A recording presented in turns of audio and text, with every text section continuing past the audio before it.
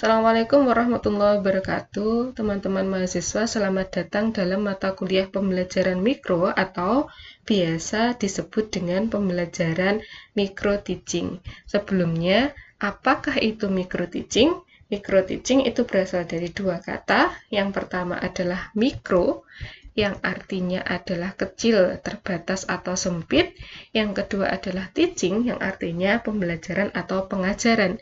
Jadi, dapat kita simpulkan bahwa micro teaching itu merupakan suatu kegiatan mengajar di mana segalanya diperkecil atau disederhanakan atau dimikrokan. Lalu, apa saja yang dikecilkan atau disederhanakan? Yang dikecilkan atau yang disederhanakan, yang pertama adalah jumlah siswa, di mana jumlah siswanya adalah 5-10 siswa. Yang kedua adalah waktu mengajar, di mana waktu mengajarnya adalah 10-15 menit. Yang ketiga adalah materi ajar, di mana bahan pelajarannya hanya mencakup satu atau dua hal yang sederhana saja.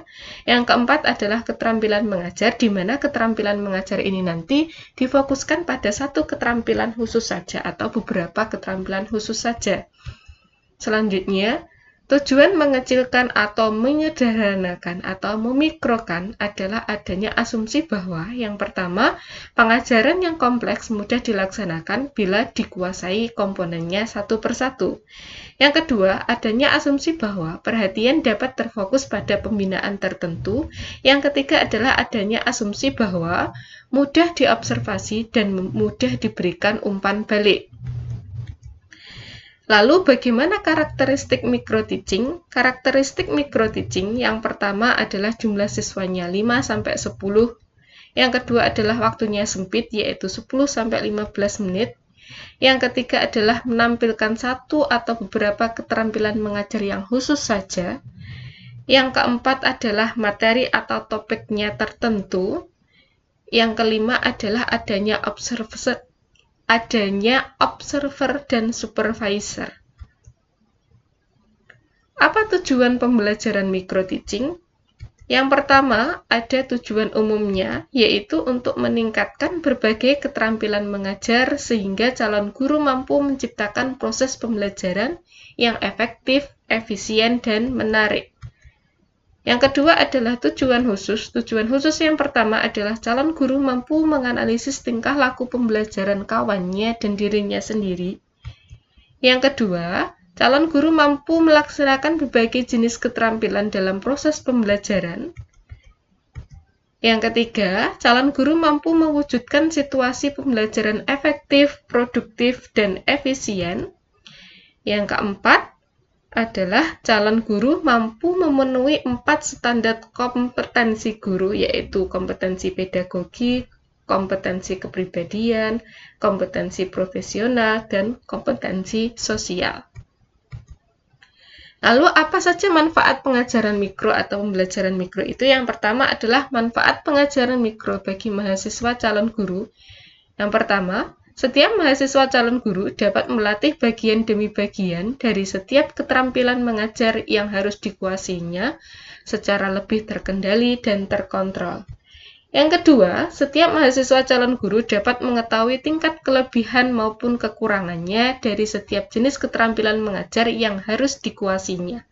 Yang ketiga, setiap mahasiswa calon guru dapat menerima informasi yang lengkap, objektif, dan akurat dari proses latihan yang telah dilakukannya melewati pihak observer.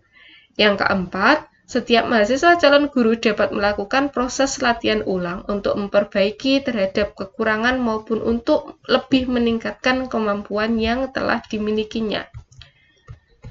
Selanjutnya adalah manfaat pengajaran mikro bagi guru. Yang pertama, para guru baik secara mandiri maupun bersama-sama dapat berlatih untuk lebih meningkatkan kemampuan mengajar yang telah dimilikinya.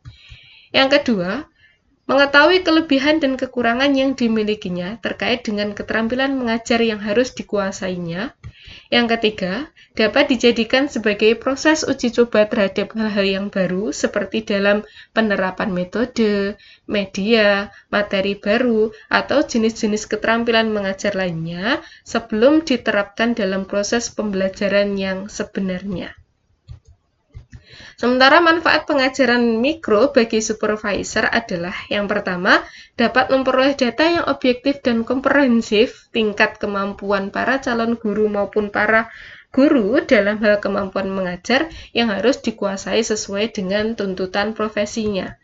Yang kedua, dapat memberikan masukan, saran, maupun solusi yang akurat karena didasarkan pada data atau informasi yang lengkap sesuai hasil pengamatan dari pembinaan melalui pembelajaran mikro yang telah dilakukannya. Yang ketiga, sebagai bahan masukan untuk membuat kebijakan yang lebih tepat bagi pengembangan karir setiap mahasiswa maupun para guru yang menjadi binaannya. Yang keempat, sebagai bahan masukan untuk membuat kebijakan sebagai bahan masukan untuk membuat kebijakan dalam melakukan proses pembinaan terhadap upaya untuk meningkatkan kualitas penampilan guru. Kiranya cukup untuk materi mata kuliah hari ini. Jika ada pertanyaan, silahkan ditanyakan di dalam kolom komentar atau Google Classroom kalian masing-masing. Terima kasih, semoga bermanfaat. Saya akhiri dulu. Assalamualaikum warahmatullahi wabarakatuh.